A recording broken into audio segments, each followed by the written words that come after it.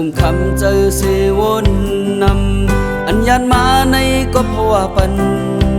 ไหลคำทุกคันลมเยาลุกไหลบอกบุญจาดปานคือแต่เหมือนเปิ้นอันเป็นเจอบ้านไหลคัดแห้งสร้างเป็นหนึ่งหรือเสยอมเฮออำเคยยอมกันก็เพราะเจอถึงสูตัวยานมาในก็เจอปียืนทรงจูเฮอตัวถึงปันโอ้โหอำหึงวันหนึ่งมาแต่เป็นวัน25ขึ้นไล่มนจอมกันวันนั้นโอ้ได้เจอถึงสูลองเคยเป็นเลอันตึกเป็น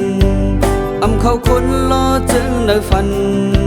เลจันยาวหึงข้าวตั้งก็ไกยันให้สู่มองทาง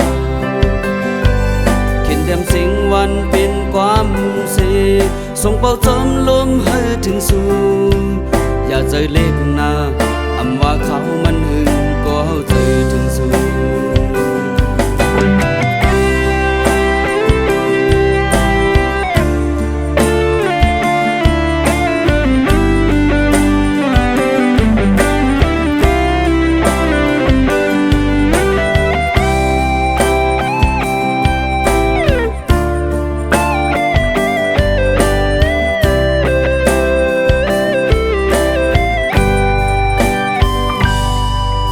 กุมคำเจอเสวน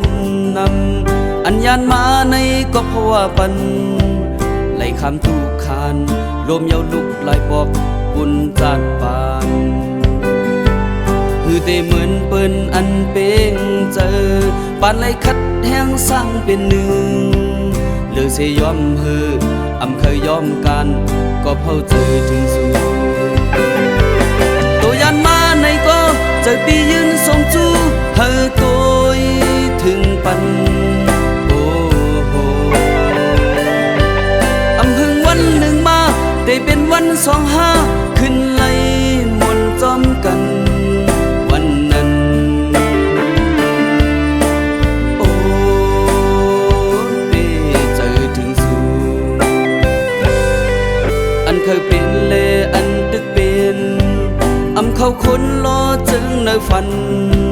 เลจันยาวหึงข้าวตั้งก็ไกยันให้สู่มองทางเข็นเต็มสิงวันเป็นความเสส่งเป่าจอมลมให้ถึงสู่อย่าใจเล็กหน้าอำว่าเขามันหึงก็เจอถึงสู่